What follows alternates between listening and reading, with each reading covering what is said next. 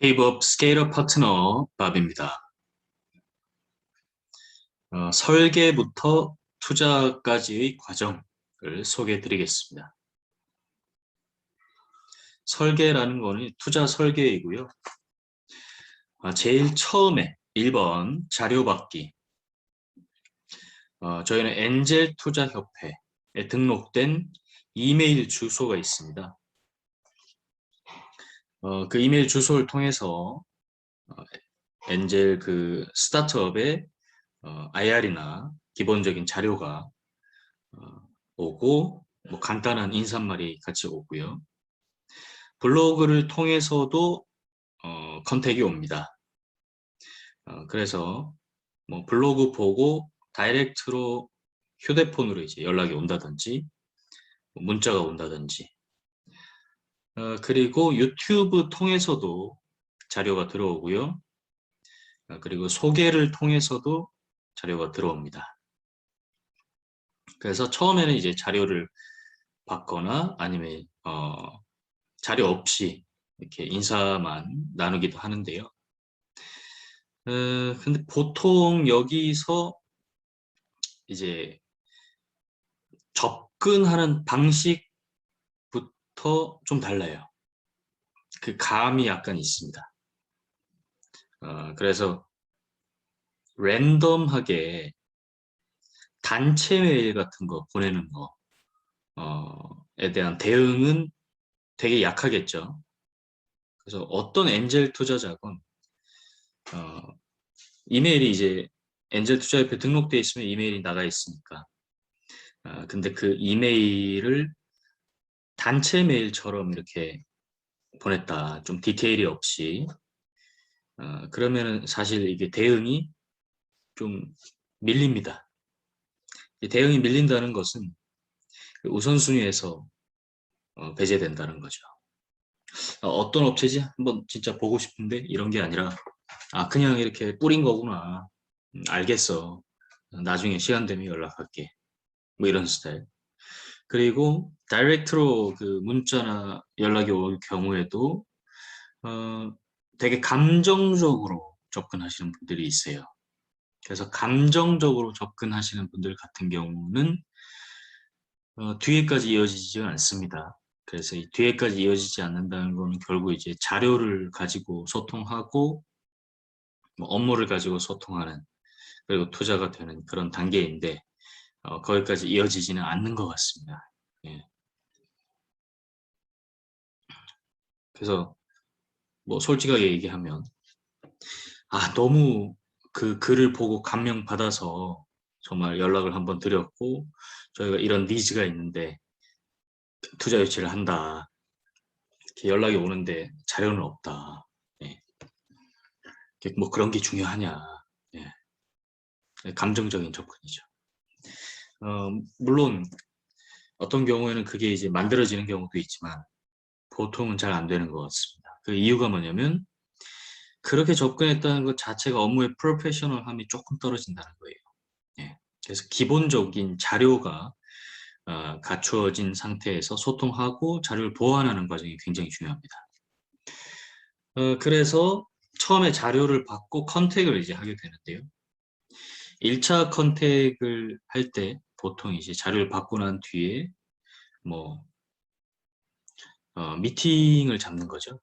그래서 자료 받고 나서 피드백 주고 받았다 뭐 연락 한번 드리겠다 하고 나서 1차 컨택을 할 때 1주에서 한 2주 정도 걸립니다. 그래서 이때 뭐줌 온라인으로 만나거나 오프라인으로 만나서 이 회사가 갖고 있는 작은 니즈를 파악을 하게 되고요. 그리고 자료에 대한 보완을 보통은 요청합니다. 그래서 필요한 내용이 이제 들어있는 경우도 있지만 어, 안 들어있는 경우도 있고요. 그 다음에 이 작은 니즈를 파악하면 투자 금액을 대략 파악할 수 있는데 이게 터무니없이 높은 경우도 있습니다. 그럴 경우에는 낮춰야 돼요. 근데 보통 창업가가 투자 받기를 원하는 투자 금액 그리고 이 정도 받을 수 있겠지 예상하는 투자 금액과 실제 들어가는 자금 많이 다릅니다. 그래서 그런 거에 대한 게 이때 이제 파악이 좀 되고요. 거기에 맞춰서 기업의 밸류도 다시 산정해야 되고 뭐 그런 과정들이 있기 때문에 자료 보완 요청을 합니다. 그리고 나서 이제 소통이 되면 2차 컨택으로 넘어가는 건데요. 요때 이제 보완된 자료를 확인하는 동시에 이 투자 유치에 대한 의지나 동기를 확인하는데 1차 컨택에서 2차 컨택으로 넘어갈 때 이제 보통 2주에서 많게는 몇 달도 걸립니다. 그리고 이때 연락이 끊기기도 하고요. 창업가 입장에서 자료 보완하기 싫다 하면 연락 안 하는 것이죠. 그리고 저희가 이제 엔젤 투자자 입장에서 그렇게 적극적으로 컨택하지 않기 때문에 결국 창업가가 다시 이렇게 조금 이렇게 시큰둥하거나 미지근해도 컨택을 다시 하는 창업가들이 있거든요. 그런 창업가들이 의지가 명확한 거고 어떠한 동기가 있는 거죠. 그래서 투자를 유치할 확률이 올라가는 겁니다. 그래서 되게 객관적인 입장에서 서로가 서로를 바라보게 되면 이때 이제 거의 커뮤니케이션이 중단되고요. 근데 마음에 드는데 거기서 창업가가 조금 더 큰 힘을 가지고 적극적으로 이렇게 커뮤니케이션 리드하고 일정 잡고 하면은 또 이런 부분에서 진도가 또 나가는 거죠. 그 이유가 뭐냐면 보통 투자할 곳이 우리가 이제 투자자 입장에서 봤을 때 이런 엔젤 투자, 비상장 주식 투자도 있고요. 비상장 주식을 대상으로 한 대여 채권 같은 것도 있고요. 부동산도 있고요. 상장 주식도 있고요. 뭐 암호화폐도 있고요.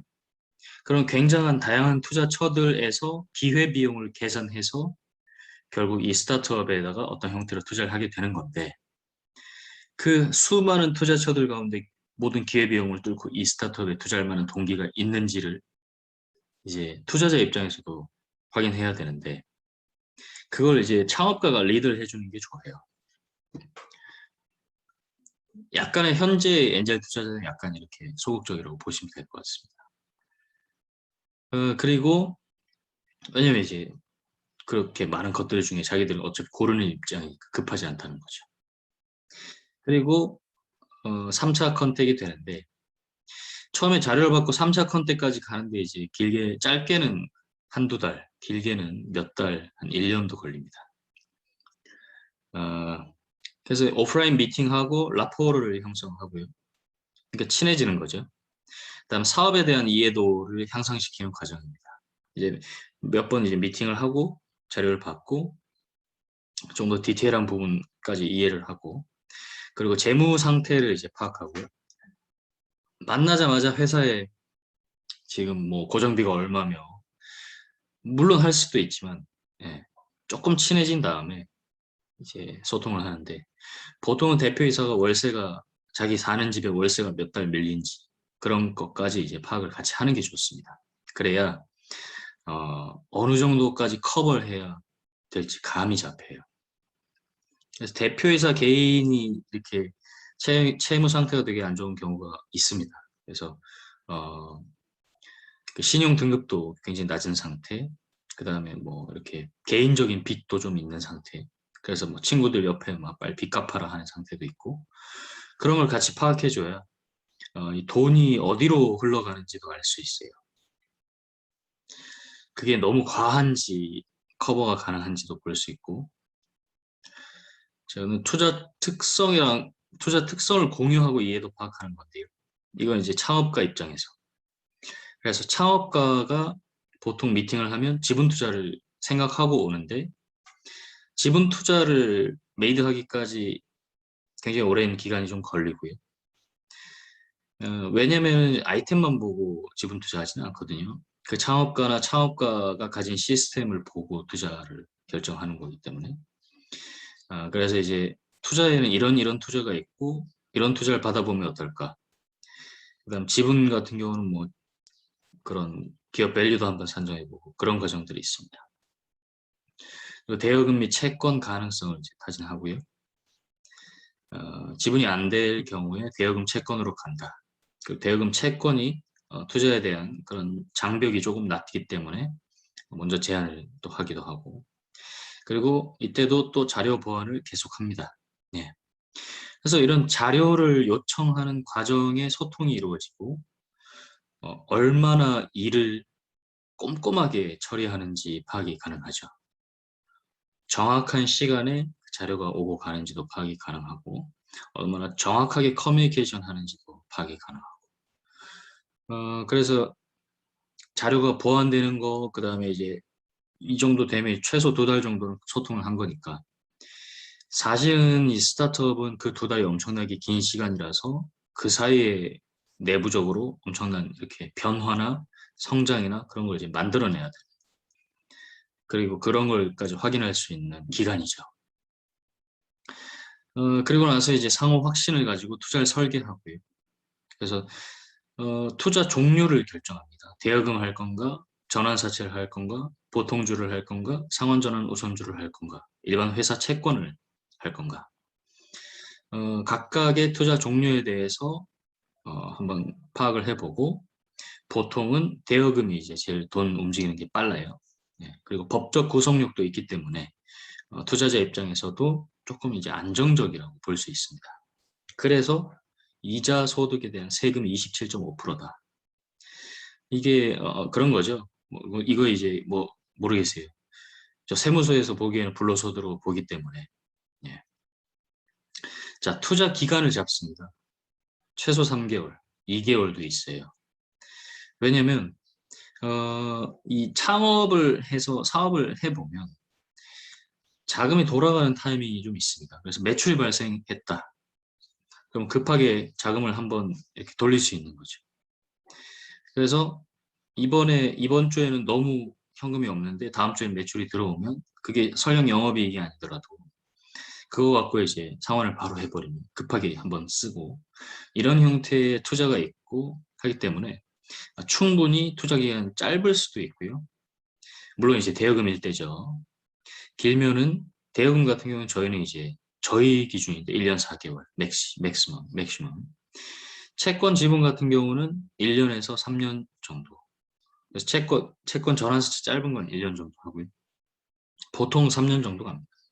지분 같은 경우는 이제 3년에서 한 5년. 예, 근데 저희는 이제 3년을 선호하고요. 저희 회사가 투자 유치할 때도 3년을 해요. 네, 3년 정도 하면 서로 이제 볼 거 다 봤으니까, 뭐 상환권 행사해서 상환전환 우선주 많이 하니까 원금 가져가시고 이자 가져가시거나, 아니면 저희는 이제 보통주로 바꾸시거나, 저희는 이제 새로운 투자 또 만들고 하면서 이제 또 버틸 회사들은 버티고 성장할 회사들은 성장하고. 그다음에 이자율도 결정합니다. 이자율 같은 경우는 저희가 이제 뭐 상환전환 우선주 같은 경우는 3%, 3%에서 7%, 채권 같은 경우는 뭐 6%에서 한 14%, 12% 정도 보면 되겠네, 그죠? 맥스가. 예. 그다음에 대여금 같은 경우는 거의 한 20%까지도 갑니다. 법적 최고이자가 20%도 있죠. 그래서 8%에서 20%. 예. 근데 보통 20%는 안 가죠.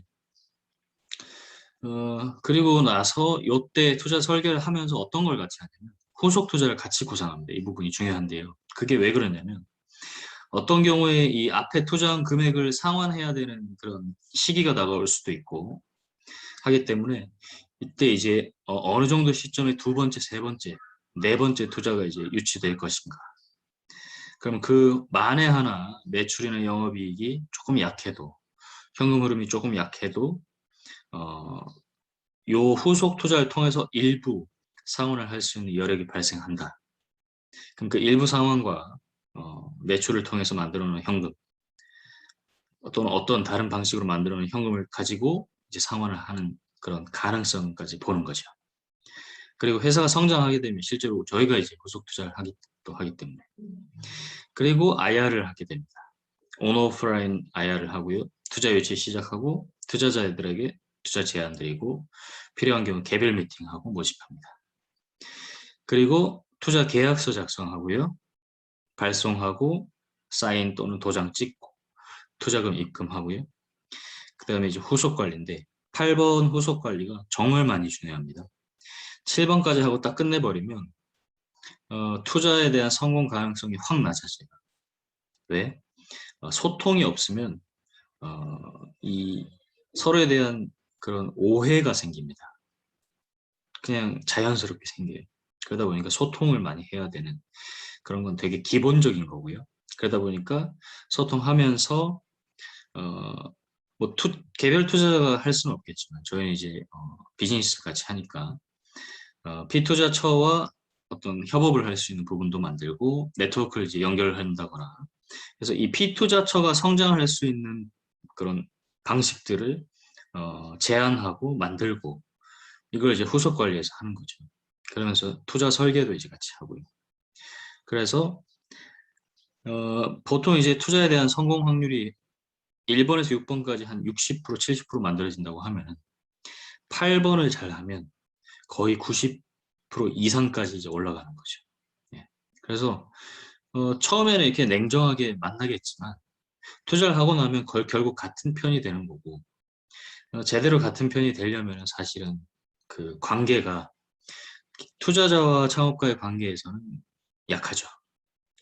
친구가 될 수 있다면 그래서 친해질 수 있으면 돈을 갚아야 하는 동기가 훨씬 많이 올라갑니다. 그렇기 때문에 그러니까 이 친구가 막 그냥 술 마시고 놀고 하는 친구가 아니고 저희가 어떤 인생의 동반자로서의 친구를 얘기하는 거죠. 그리고 속 깊은 얘기를 할 수 있는 친구인 거죠. 그렇게 되면은 이제 그런 관계 플러스 어떤 성장을 같이 해야 되는 그런 라포르가 형성되기 때문에 그걸 갖고 이 창업가가 사업을 계속 키우게 되고 투자자는 그 사업가를 믿고 하면은 역시나 마찬가지로 창업가가 더 어떤 에너지를 보유한 상태에서 사업을 만들어갈 수 있다는 거죠.